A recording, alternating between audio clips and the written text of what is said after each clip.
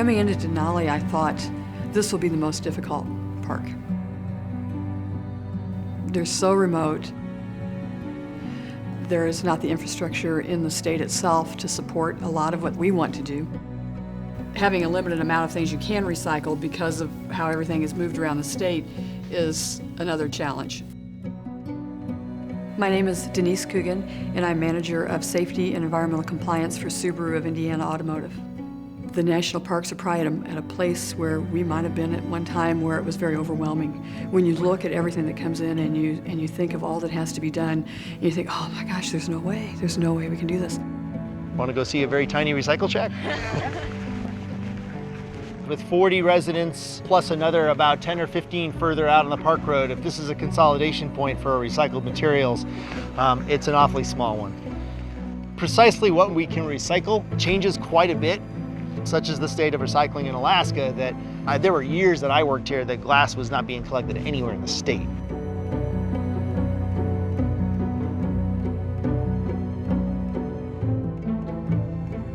As you can see, the C&D pit's getting full. And in a year or two, we're going to close that out.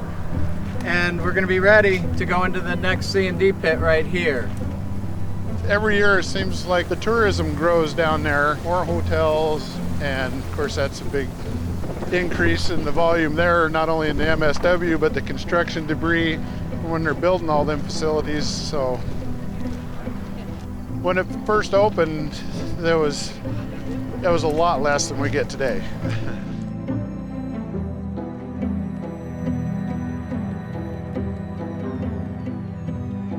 A lot of other places, you know, they're running out of room, out of land that they can use. Of course, we don't have that big a problem up here. We got, you know, vast lands, but still, why fill up all this beautiful land with trash?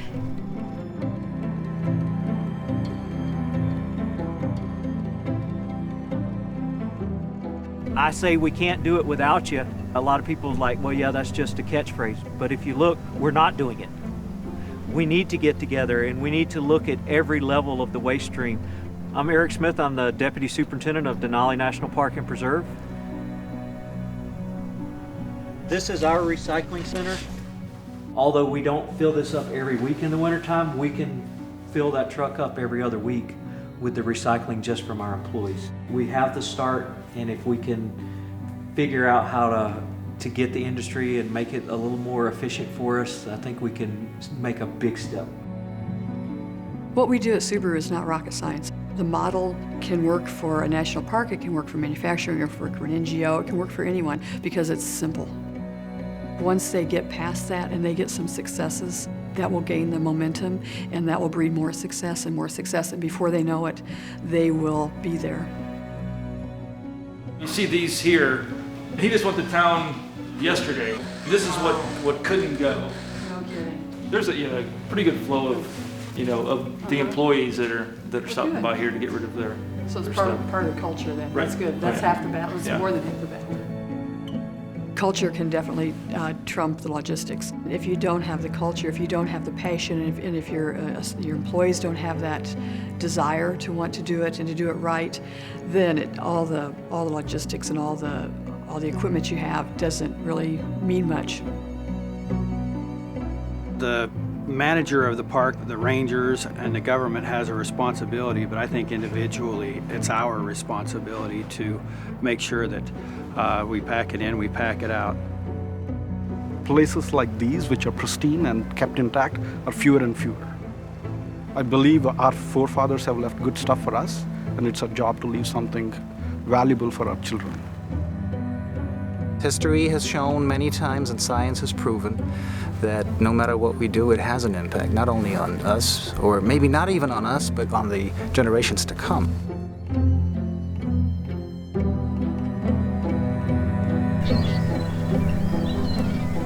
Every once in a while, you just see a spot that really should be beautiful and it's not. And it's his fault. It's my fault.